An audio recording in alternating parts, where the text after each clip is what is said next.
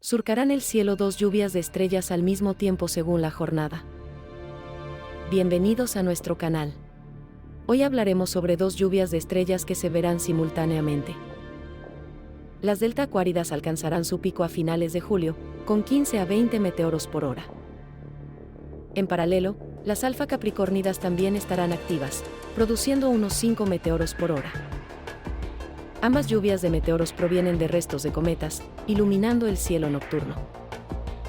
Para disfrutar mejor del espectáculo, busquen cielos oscuros y eviten las luces de la ciudad. No se lo pierdan.